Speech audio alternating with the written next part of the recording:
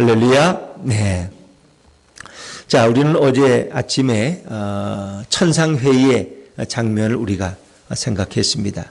하나님은 사단의 요구를 허락하지만 사단의 활동은 제한이 있다는 것입니다.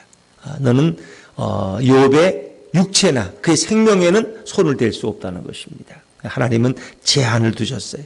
그리고 이제 욥이 사단이 욥을 시험하는 이런 일들이 엎친 데 겹친격으로 연속적으로 일어나는 것을 볼 수 있죠. 이 정신이 없는 거죠. 어떤 일이 일어나면은 막 그냥 갑자기 겹치는 경우가 많아요. 나를 그런들 왜 그렇게 또 병원에 가서 암 선고를 받으면 왜 또 회사는 또 갑자기 또 부도가 날려 그러는지 모르겠어요. 이런 일들이 늘 같이 겹치거든요. 그 엄마들도 뭐 밖에 나가서 또 어려운 일 겪고 왔는데 집에 오니까 또 애는 또 옆집 애를 또 패가지고 또 코피를 흘려서 옆집 엄마가 와서 싸우려고도 믿들고 또 큰애는 학교에 사고를 쳐가지고 학교에서 전화가 와 있어요. 빨리 학교 오시라고 어머니. 자, 이런 일들은 늘 겹칠 수 있다는 거예요. 겹칠 수가. 오늘 욥에게도 이런 상상할 수 없는 시련들이 엎친 데 덮친 격으로 밀려드는 것입니다. 그러나 욥이 보여주는 모습은 정말 너무나 위대한 신앙인의 모습을 보여줍니다. 이 욥이 어떻게 그렇게 완전한 사람일까? 어떻게 그렇게 신앙이 좋은 사람일까? 우리 생각할 수도 있어요. 욥은 의인은 아닙니다. 그러나 그런 거의 의인에 가까운 사람으로 하나님 인정하시는 거죠. 힘들고 어려울 때 우리 주님께서 욥의 마음속에 함께 하시고 욥에게 힘을 주시고 그 어려움을 고난을 이겨낼 수 있는 능력과 지혜를 주신 줄로 믿습니다. 주님이 우리를 붙들어 주시지 않으면 그 상황을 이겨나갈 자는 아무도 없을 거예요. 그리고 내가 전혀 모르는 일이 일어나고 있다. 이 참 답답하잖아요. 어떤 경우 이렇게 왜 TV에 이렇게 카메라가 어떤 사람 갑자기 그냥 들이닥쳐서 막 이렇게 찍는 경우, 이게 당황하죠? 갑자기 막 그러면은, 그걸 모르고 당하면 굉장히 어려운 거예요. 그러나, 그 어떤 거기에 대한, 어떤 선지식이 있다면 아마 덜 당황할 수 있을 거예요. 욥이 정말 이 모든 상황 속에서 그가 할 수 있는 걸 우리가 보면 하나님이 도대체 어디 있느냐 말이에요. 우리가 이제 이걸 신정론이라 그러는데 하나님은 살아계시다면서 근데 어떻게 나한테 이런 일이 일어날 수가 있어? 내가 하나님한테 예배한 게 얼마고 내가 믿는 날이 얼마인데 이렇게 생각합니다.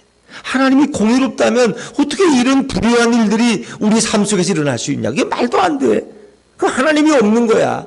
하나님이 정말 살아계신 게 맞아? 우리는 이렇게 회의에 빠지고 하나님을 향하여 분노를 터뜨리고 신앙을 향해 등을 돌리게 되고 이 대부분 그렇죠. 우리가 뭐 주위에서도 그런 분들 많이 보잖아요. 엎친 데 덮친 격으로 그 잘 나가던 집안이 모두가 부러워하던 그런 교회 중직자의 집안이 갑자기 꼬꾸러지고 그냥 그 가정의 어떤 일로 인해서 온 집안이 풍지박산이 되고 이러면 뭐 하나님 믿겠어요? 내가 장로님 권사님이면 내가 하나님 인정하겠어요? 이렇게 망하는 하나님을 뭐하러 믿느냐 말이야. 욥의 부인처럼 그러는 거지. 복 주시는 하나님이 아니라 이렇게 우리를 멸망시키는 하나님을, 저주하신 하나님을 뭐 믿을 게 있냐 말이야. 그럴 수 있다. 근데 욥의 믿음은 참 우리가 마지막에 보지만 그가 너무 아름답잖아요. 주신 분도 여호와시요 가져가시는 분도 여호와시니 오직 여호와께 찬송을 돌릴지어다. 이게 쉽지 않죠. 입술로 범죄하지 않고. 이런 아름다운 신앙은 욥의 믿음만 가지고는 불가능한 거예요. 우리 하나님께서, 우리 예수님께서 욥의 마음에 임재하시고 욥에게 이 고난을 이길 수 있는 지혜와 힘과 믿음을 더하신 줄로 믿습니다.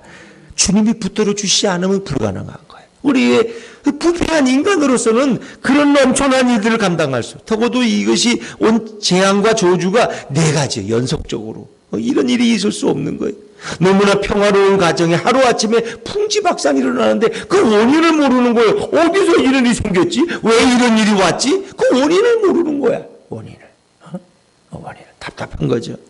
그런데 하나님께서 그 모든 것을 이길 수 있는 힘과 능력을 욥에게 주셨다는 것입니다. 자, 우리 오늘 13절부터 15절까지 한번 첫 번째 재앙의 부분을 한번 같이 읽어보죠. 13절부터입니다. 시작. 하루는 욥의 자녀들이 그 맏아들의 집에서 음식을 먹으며 포도주를 마실 때에 사환이 욥에게 와서 아뢰되 소는 밭을 갈고 나귀는 그 곁에서 풀을 먹는데 스바 사람이 갑자기 이르러 그것들을 빼앗고 칼로 종들을 죽였나이다. 나만 홀로 피하였으므로 주인께 아래로 왔나이다. 욥의 자녀들은 지금 아마 제일 장남이 생일이라서 그런지 자기 동생들을 다 불러서 지금 이렇게 맛진 음식을 먹고 평화로운 잔치를 벌이고 있어요. 나쁜 게 아니죠. 포도주는 그 당시에 음료고 잔치를 벌이고 얼마나 형제간의 의가 좋아요. 이렇게 생일 잔치를 벌이고 서로 격려하고 서로 위로하고 그런 상황 가운데서 재난이 겹치는데 사환이 욥에게 와서 소는 밭을 갈고 나귀는 그 곁에서 풀을 먹는데, 여러분, 소가 밭을 갈고 나귀가 풀을 먹고 있는 모습이 얼마나 평화로워요. 이게 가장 목가적인 목적이잖아요. 봄이 되면 이렇게 농부들이 노래를 부르면서 소를 끌고 밭을 갈고 나귀는 거기서 풀을 먹고 있고 평화롭게 그러다 또 한잠 주무시고 얼마나 평화로워. 이런 목가적인 환경에 어떻게 이런 재앙이 올 수 있을까? 근데 그 상황에 갑자기 어떤 분이 욥이 무슨 죄를 진 것도 아니고 어디 기생집을 좀 드나드는 것도 아니고 사람들에게 빼앗은 것도 아닌데 갑자기 가정에 이런 일이 닥칠까? 15절입니다. 15절 시작. 스바 사람이 갑자기 이르러 그것들을 빼앗고 칼로 종들을 죽였나이다. 나만 홀로 피하였으므로 주인께 아래로 왔나이다. 스바 사람이 갑자기 달려들었어. 그래서 소가 밭을 갈고 있는데 갑자기 그냥 어떻게 소 500마리 500결이 소를 다 빼앗아 갔다. 그것들을 다. 어떻게 이런 일이 있냐는 거예요. 또 여기 나귀도 보니까 500마리. 그 많은 것들을 갑자기 빼앗고 그리고 종들은 다 죽였다는 거예요. 이런 일이. 근데 그것이 한 번으로 끝나면 오늘 좀 운이 없었나 보다. 그런데 그게 아니에요. 또 두 번째 또 재앙이 임하는데 16절 말씀 16절 시작. 그가 아직 말하는 동안에 또 한 사람이 와서 아뢰되 하나님의 불이 하늘에서 떨어져서 양과 종들을 살라 버렸나이다. 나만 홀로 피하였으므로 주인께 아래로 왔나이다. 하나님의 불이 하나님이 주신 불이란 표현보다는 이건 하나님이 주시는 불이라는 이 표현은 번개예요. 번개. 사람들은 예전에 이렇게 천둥이 치든가 번개가 터지면 이건 하늘에서 온다고 생각하는 거예요. 번개가. 근데 이 번개 정도가 아니고 여기 보니까 양이 몇 마리냐? 7,000마리. 7,000마리 양이 번개가 떨어져가지고 다 불태울 수는 없잖아요. 그러니까 소돔과 고모라에 임했던 그런 어떤 불과 유황의 어떤 그런 소낙비 같은 것이 임했을 거예요. 그래서 7,000마리 양들이 다 죽고 불타버리고 종들까지도. 그러니까 앞에 15절은 인재야, 인재. 어떻게? 이건 사람들로 인해서 이렇게 갑자기 강탈을 당하고 종들이 살해를 당하고. 근데 16절에 보면은 이건 자연재해야. 우리가 번개가 치듯이 하늘에서 이런. 자, 근데 거기서 끝나지 않아요. 17절 또 어떤 일이냐. 17절 말씀 같이 읽죠. 시작. 그가 아직 말하는 동안에 또 한 사람이 와서 아뢰되 갈대아 사람이 새 무리를 지어 갑자기 낙타에게 달려들어 그것을 빼앗으며 칼로 종들을 죽였나이다. 나만 홀로 피하였으므로 주인께 아래로 왔나이다. 갈대아 사람들이 왔는데 그것도 세 그룹으로 나눠서 낙타를 다 빼앗아 갔다는 거예요. 낙타를. 이 낙타는 3,000마리. 3,000마리 낙타를 데려가려면 쉽지 않았겠죠. 그러니까 세 무리로 나눠서 약탈해 갔다. 그리고 종들은 또 다 죽이고 그 많은 종들을 마지막에는 더 심각한. 그러니까 이 주위로부터 재산으로부터 하나씩 들어오는데 마지막엔 이제 욥의 자녀들의 생명까지 걷어가는데 이게 너무 치명적인 것이죠. 18절, 19절 말씀 같이 읽습니다. 시작. 그가 아직 말하는 동안에 또 한 사람이 와서 아뢰되 주인의 자녀들이 그들의 맏아들의 집에서 음식을 먹으며 포도주를 마시는데 거친 들에서 큰 바람이 와서 집 내 모퉁이를 치매 그 청년들 위에 무너짐으로 그들이 죽었나이다. 나만 홀로 피하였으므로 주인께 아래로 왔나이다 한지라. 잘 이게 잔치를 벌이고 있는데 태풍이, 미국의 뭐 허리케인 같은 거 있죠. 뭐 차도 막 날아가고 집이 막 빌딩이 무너지는 이런 허리케인이 갑자기 와서 집이 무너지니까 10자녀가 다 거기서 죽임을 당하고 말았다. 그 종들이 와서 혼자 살아서 와서 보고하는 참 이 엄청난 상황. 어떻게 이런 일이 있을 수 있을까? 그러니까 참 이게, 근데 이렇게 이제 보니까 그렇지, 그 뭐 한강에서 아들을 잃어버린 손정민, 고 손정민의 그 아버지 같은 경우는 어떻게 정상적인 삶을 살겠어요? 그 좋은 명문대학의 의대 학생이 갑자기 친구 만나러 간다고 갔다가 그냥 그렇게 시체가 돼서 며칠 만에 돌아오.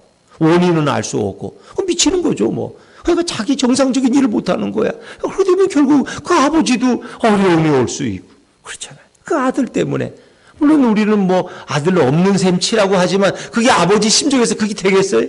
그 의사 아들 하나 키우느라고 얼마나 많은 돈을 투자하고 걔가 또 어릴 때부터 장학 퀴즈도 나가서 상도 받고 수재라는 소리를 들었는데 거기다 또 잘생기기까지 했으면 그런 아들 잃어버리고 아버지가 살맛이 나겠어요? 그러니까 믿음이 있는 아버지라면 그걸 극복할 수 있어요. 하나님이 주신 아들 하나님이 데려가셨는데 뭐 그것도 그놈이 뭐 환자 치료하다가 죽은 거 아니잖아. 둘이 그냥 고주망태가 돼가지고 의식불명으로 술을 마시다가 어떻게 죽었는지도 모르잖아, 상황을 지금. 뭐 의사가 자기 의사의 본분을 다하다가 그냥 헬기 타고 구조하러 가다가 헬기가 떨어져 죽은 것도 아니고 둘이 술 먹다가 그냥 그렇게 어떻게 죽었는지 모르는, 또 그 명예로운 죽음도 아니야. 그런데도 불구하고 아버지는 그 아들을 놓칠 수가 없는 거야. 그러니까 그냥 참 이게 너무 어려운 거죠. 그런 일이 인생에 한번 들어오면은 정상적인 삶이라는 건 거의 불가능하다는. 그러니까 믿음이 없는 사람은 거기서 물러앉는 거야. 거기서. 더구나 이건 한 자녀가 아니라 10자녀야, 10자녀. 네 금지 옥지 않은 10자녀가 갑자기 이 세상을 다 떠난다. 이거 어떻게 누가 감당할 수 있겠습니까? 안 그래요? 그런데 우리 주님께서는 욥의 마음속에 이걸 이겨낼 수 있는 믿음을 주셨다는 거예요. 그러니까 욥의 마음속에도 정말 이것이 자연재해냐, 이게 우연이냐, 이런 질문들이 있었을 거예요. 근데 그의 마음속에 이건 우연이 아니라는 거예요. 이건 하나님으로부터 왔지, 이건 우연이 아니라는 거야. 이거는 도둑놈들이 와서 그냥 이렇게 훔쳐간 정도가 아니야. 이건 분명히 이 배후에 누군가 있다는 거예요. 그분이 누구냐? 하나님이라는. 욥은 그걸 어느 정도 짐작하고 있었다는 거예요. 그 사람 그거 미치죠. 모든 재산 다 날라가고 10자녀 잃고 뭔 맛으로 살겠어요? 하나님 믿는 맛으로 살겠어요? 그러나 그의 마음속에는 이 궁극적 원인이 하나님께 있다는 걸 알았어요. 축복을 주시기도 하지만 그 축복을 어느 때에는 거두어 가신 하나님, 그 고난을 통해서 우리의 믿음을 성숙시키시는, 우리의 신앙을 승화시키시는 그 여호와 하나님을 욥은 알고 있었다는 거예요. 그렇기 때문에 욥은 흔들리지 않았다. 자, 욥이 어떻게 대처했어요? 너무 괴로우니까 그도 20절에 이런 모습을 보이죠. 20절입니다. 시작. 욥이 일어나 겉옷을 찢고 머리털을 밀고 땅에 엎드려 예배하며. 욥이 자리에 일어나서 겉옷을 찢어. 이게 유대인들이 겉옷을 찢는 것은 너무 괴로우니까 옷을 찢는 거예요. 머리털을 밀고는 그 유대인의 풍습이 아니라는 건 알고 계셔야 돼. 이건 이방인의 풍습이야. 근데 욥은 유대인이 아니라 원래 이방인이에요. 이방. 우수 땅. 동방의 우수 땅. 동방 박사가 뭐 유대인이에요? 빨리 동방에서 왔잖아요. 이 동방의 우수 땅은 이방인 땅이에요. 그러니까 그런 이방인이지만 하나님을 알았던 사람이에요. 그러니까 이방의 풍습대로 머리털을 밀었다는 거. 그건 뭐 있을 수 있어요. 그 땅에 엎드려 하나님을 예배했다는 거. 이 상황에 예배할 수 있겠어요? 여러분. 주일 예배 드리러 오고 수요 예배 오겠어요? 이런 상황이 겹친다면 어려운 거예요. 그런데 우리 주님께서 욥의 마음속에 힘을 주시는 거예요. 이런 고난 속에서도 내가 하나님을 바라봐야지 하면서 그의 고백이 어떤지 보세요. 21절입니다. 21절 시작. 이르되 내가 모태에서 알몸으로 나와 싸운즉 또한 알몸이 그리로 돌아가올지라. 주신 이도 여호와시요 거두신 이도 여호와시오니 여호와의 이름이 찬송을 받으실지니이다 하고, 이 모든 것이 하나님의 절대 주권을 고백하는 거예요. 이 모든 것은 하나님께 있는 거예요. 주신 분도 하나님, 가져가시는 분도 하나님인데 내가 뭐 할 말이 어디 있느냐. 이런 신령론에 대한 문제는 에레미야나 바울도 많이 고백하고 있어요. 에레미야에 보면은 토기가 흙으로 만든 이런 그릇, 흙으로 만든 토기가 어떻게 토기쟁이에게, 토기를 만든 사람에게, 공인에게 나를 왜 이렇게 만들었느냐고 항거할 수 있느냐? 그럴 수 없다. 그 토기쟁이 마음이라는 거예요. 어떤 건 마음에 안 들어도 또 부숴버려. 다시 깨트려가지고 다시 가루로 만들어서 다시 물로 반죽해서 또 불에다 구워. 그것도 마음에 안 들면 또 깨트려. 그런데 누가 모르고 그 토기쟁이 마음이지. 엿장수 마음이야. 가위를 몇 번 치는지는. 우리는 거기에 항거할 수 없다는 거. 왜? 모든 주권은 생명의 주인은 하나님이시기 때문에. 모든 이 절대 주권을 고백하는 겸손한 신앙을 욥은 가지고 있었다는 거예요. 그래서 모태에서 알몸으로 나왔으니 또 알몸으로 하나님께 돌아가는 거 당연하죠. 주신 이도 여호와시오, 거두신 이도 여호와시오. 그래서 우리가 한 가지 장례식장에 가면은 알 수 있는 지혜가 뭐예요? 수위에는 뭐가 없어요? 주머니가 없다는 거예요. 여러분이 아무리 열심히 돈 벌어도 갈 때는 하나도 못 가져간다는 거 아세요? 좋은 일 할 때 좋은 일 쓰세요, 그냥. 그거 뭐 하나 봤자 하나도 못 가져가. 그럼 목사님, 자식한테 죽으면 되죠. 그건 그러세요. 근데 그 돈이 자식한테 유익이 될지 불행이 될지 그건 아무도 몰라. 돈이 적당히 써야지. 너무 많이 있으면 자식들도 일 안 해. 일 안 해.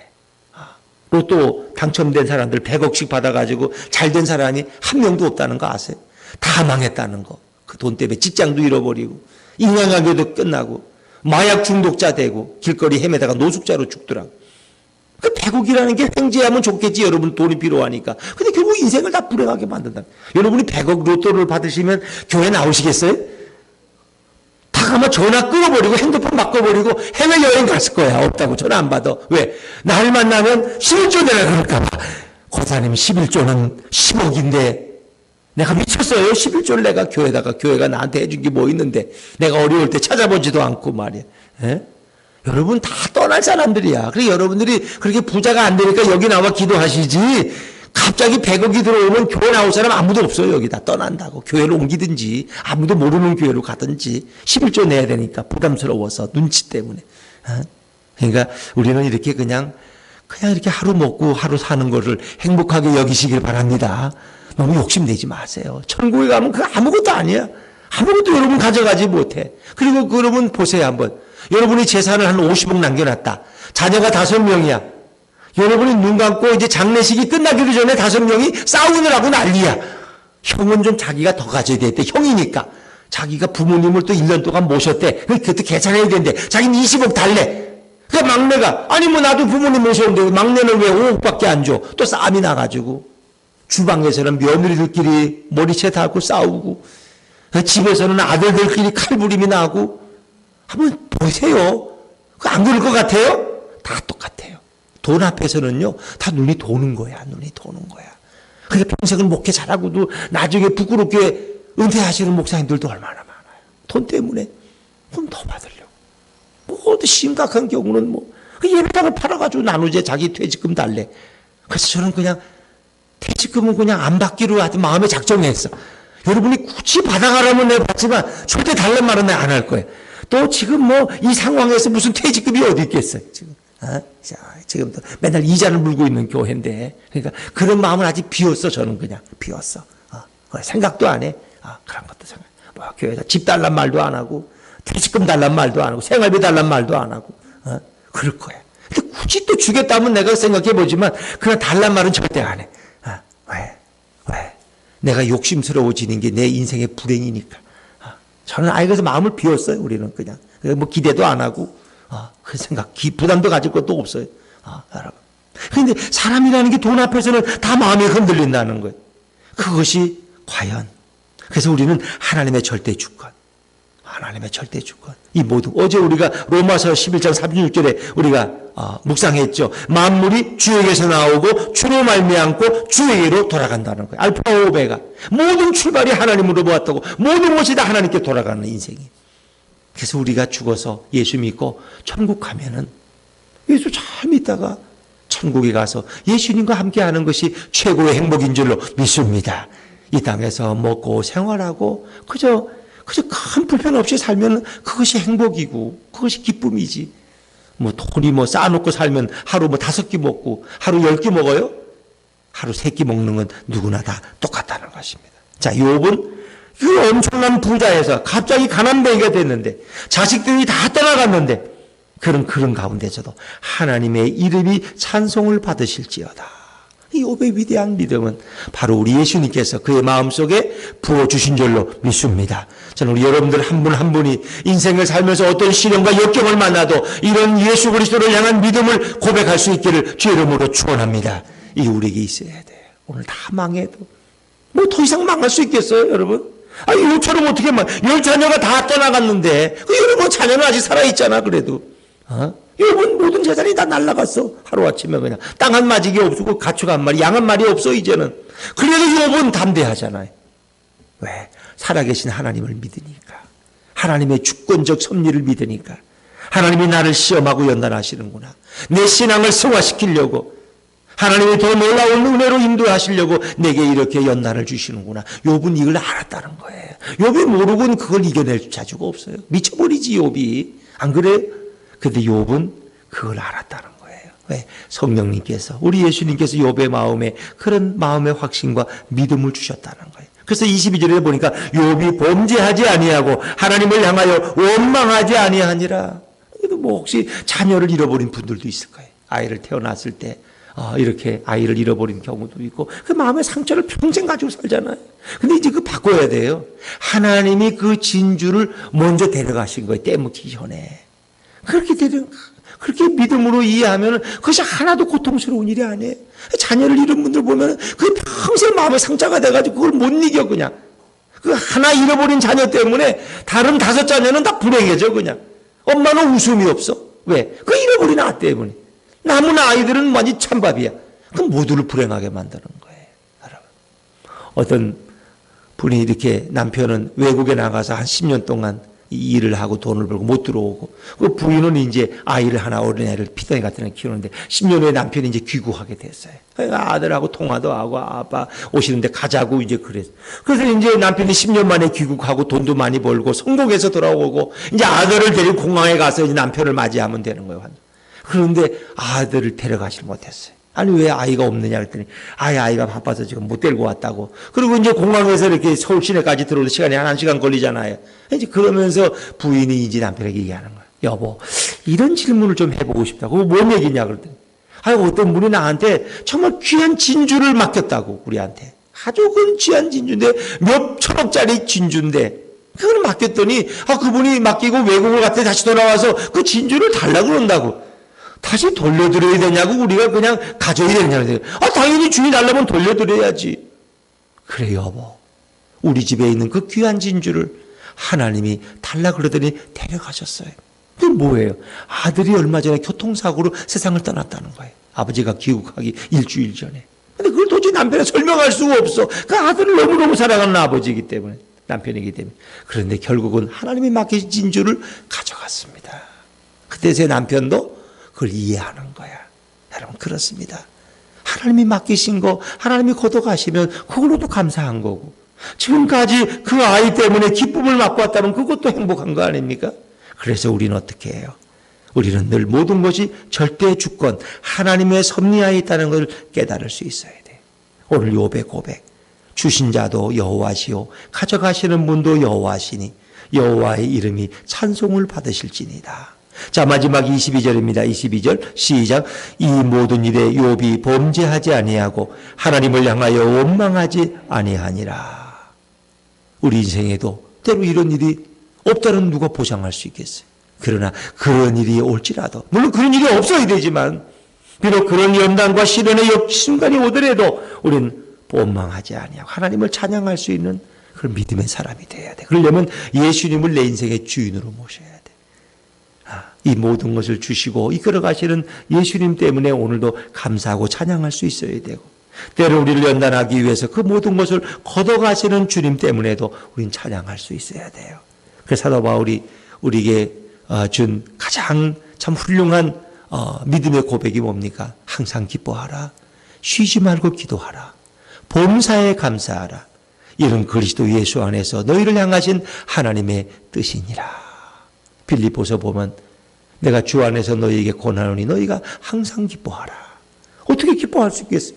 바울은 지금 감옥에 있는데 자기가 어떻게 기뻐하고 밖에 있는 사람들한테 어떻게 기뻐하라고 말 고난받는 사람들에게. 그러나 바울은 내가 다시 너에게 말하노니 항상 기뻐하라. 쉬지 말고 기도하고 범사에 감사하라. 이것이 너희를 향한 주님의 뜻이라는 거예요. 잃어버린 것 때문에 슬퍼하지 말고, 하나님이 가져가신 것 때문에 안타까워하지 말고 하나님을 찬양하려. 하나님께서 더 놀라운 복을 준비해 주신다고 성경은 말씀하고 있는 거예요. 오늘도 이런 시련과 역경 속에서도 그 모든 것을 섭리하시는 주님 때문에 감사하고 찬양하는 하나님의 사람들 다 되시기를 주의 이름으로 축원합니다.